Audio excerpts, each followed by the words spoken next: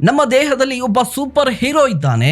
ಅವನು ಯಾವತ್ತೂ ಹೊರಗಡೆ ಕಾಣೋದಿಲ್ಲ, ಅವನಿಗೆ ಯಾವುದೇ ಚಪ್ಪಾಳೆ ಸಿಗೋದಿಲ್ಲ. ಆದರೂ ಅವನು ಒಂದು ದಿನ ಕೆಲಸ ಮಾಡೋದನ್ನ ನಿಲ್ಲಿಸಿದರೆ ಇಡೀ ದೇಹವೇ ಅಪಾಯಕ್ಕೆ ಸಿಲುಕುತ್ತೆ. ಅವನೇ ಲಿವರ್. ನಮಸ್ಕಾರ, ನೀವು ನೋಡ್ತಾ ಇದ್ದೀರಾ ಸುಮನ್ ಟಿವಿ ಬಿಸ್ನೆಸ್. ನಾನು ನಿಮ್ಮ ಮಹೇಶ್ ದಂಡು. ಲಿವರ್ನ ಮಹತ್ವ ಏನು ಗೊತ್ತಾ? ನಮ್ಮ ದೇಹದ ಒಳಗಡೆ ಬರುವ ಹಾನಿಕಾರಕ ಪದಾರ್ಥಗಳನ್ನ ಸಾಧ್ಯವಾದಷ್ಟು ಫಿಲ್ಟರ್ ಮಾಡುತ್ತೆ. ಅದಕ್ಕಾಗಿ ನಮ್ಮ ದೇಹ ಆರೋಗ್ಯವಾಗಿರುತ್ತೆ. ಇದೇ ಪಾಠವನ್ನ ಪ್ರತಿಯೊಬ್ಬ ಬಿಸ್ನೆಸ್ ಮ್ಯಾನ್ ಕಲಿಬೇಕು. ಯಾಕಂದ್ರೆ ಪ್ರತಿಯೊಂದು ಕಂಪನಿಯಲ್ಲೂ ಕೂಡ ಟಾಕ್ಸಿಸಿಟಿ ಇದ್ದೇ ಇರುತ್ತೆ. ನೆಗೆಟಿವ್ ಜನರು, ಅಗತ್ಯವಿಲ್ಲದ ಚರ್ಚೆಗಳು, ವದಂತಿಗಳು, ಈಗೋ, ಆಫೀಸ್ ಪಾಲಿಟಿಕ್ಸ್, ಜವಾಬ್ದಾರಿ ಇಲ್ಲದ ಆಲೋಚನೆಗಳು ಇವೆಲ್ಲವೂ ಕೂಡ ನಿಮ್ಮ ಬಿಸ್ನೆಸ್ಗೆ ಕಾಣದ ವಿಷಯಗಳು. ಇವುಗಳನ್ನು ಫಿಲ್ಟರ್ ಮಾಡದಿದ್ದರೆ ಕಂಪನಿ ಹೊರಗಿನಿಂದ ಅಲ್ಲ, ಒಳಗಿನಿಂದ ಕುಸಿಯುತ್ತೆ. ಒಬ್ಬ ಲೀಡರ್ ಪ್ರತಿಯೊಂದು ಸಮಸ್ಯೆಗೂ ತಕ್ಷಣ ರಿಯಾಕ್ಟ್ ಮಾಡೋದಿಲ್ಲ. ಮೊದಲು ಇದು ನಿಜಾನಾ, ಇದು ಅಗತ್ಯನಾ, ಇದು ಕಂಪನಿಗೆ ಉಪಯೋಗವಾಗುತ್ತಾ ಅಂತ ಫಿಲ್ಟರ್ ಮಾಡ್ತಾನೆ. ಇನ್ನೊಂದು ದೊಡ್ಡ ವಿಚಾರ ಏನಂದ್ರೆ, ಲಿವರ್ಗೆ ಹಾನಿಯಾದ ನಂತರವೂ ಚೇತರಿಸಿಕೊಳ್ಳುವ ಅದ್ಭುತ ಸಾಮರ್ಥ್ಯ ಇದೆ.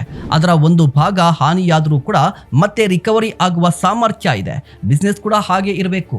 ಒಂದು ನಷ್ಟ ಆಯಿತು, ಒಂದು ಪ್ರಾಜೆಕ್ಟ್ ಫೇಲ್ ಆಯಿತು, ಒಬ್ಬ ದೊಡ್ಡ ಕಸ್ಟಮರ್ ಹೊರಟು ಹೋದ, ಅಷ್ಟಕ್ಕೆ ಎಲ್ಲವೂ ಮುಗಿಯಿತು ಅಂದ್ಕೋಬಾರ್ದು.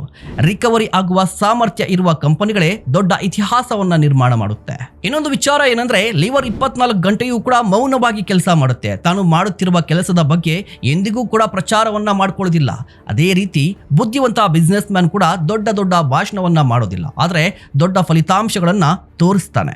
ಗಮನದಲ್ಲಿಡಿ, ನಿಮ್ಮ ಬಿಸ್ನೆಸ್ ಗಳನ್ನ ನಾಶ ಮಾಡೋದು ಹೊರಗಿನ ಶತ್ರುಗಳಲ್ಲ, ಒಳಗೆ ಸೇರಿಕೊಂಡಿರುವ ಶತ್ರುಗಳೇ. ಸೊ ನಿಮ್ಮ ಕಂಪನಿಯನ್ನ ಪ್ರತಿದಿನ ಒಮ್ಮೆ ಕೇಳಿ, ನಿಮ್ಮ ಬಿಸ್ನೆಸ್ ನಲ್ಲಿ ಫಿಲ್ಟರ್ ಮಾಡಬೇಕಾದ ವಿಷಯ ಯಾವುದು?